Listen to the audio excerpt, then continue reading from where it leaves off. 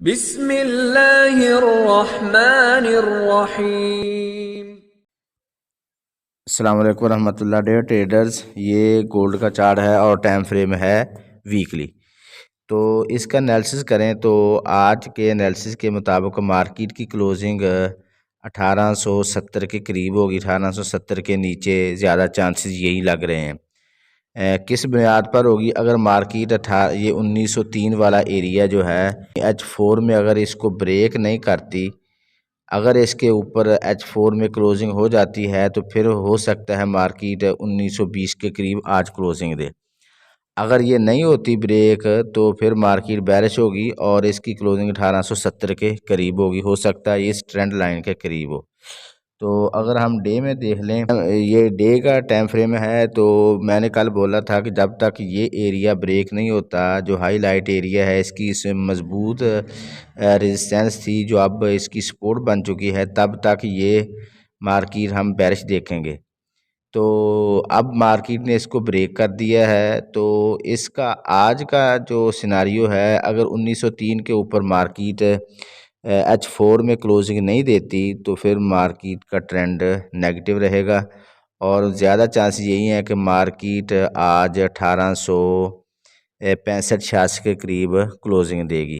H4 में कल मैंने आपको बताया था कि H4 में मार्केट बेरिश ट्रेंड में, क्योंकि उसने ये एरिया जो इसका था इसको टेस्ट किया और मार्केट ऊपर 1903 को चली गई। अगर आप हमारी वीडियो डेली देख रहे हैं तो मैंने वीडियो के एंड में पॉसिबल ट्रेड में ये सिग्नल दिया था कि 1900 और 1903 के दरमियान सेल पॉसिबल है, तो वो बिल्कुल उसी तरह हुआ। मार्केट 1901 के करीब गई और उसके बाद मार्केट रिजेक्शन ली और नीचे आई।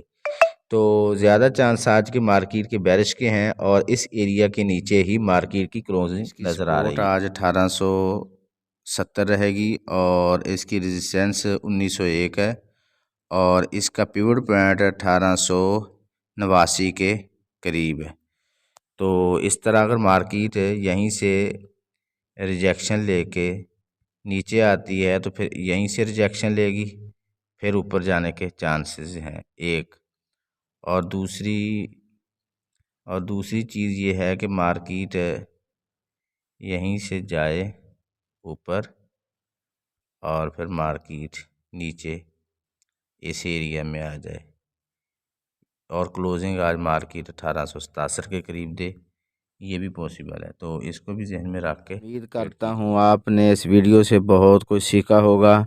मज़ीद हमारी सर्विसेज के लिए व्हाट्सएप ग्रुप का लिंक मौजूद है, आप डिस्क्रिप्शन में जाकर ज्वाइन कर सकते हैं।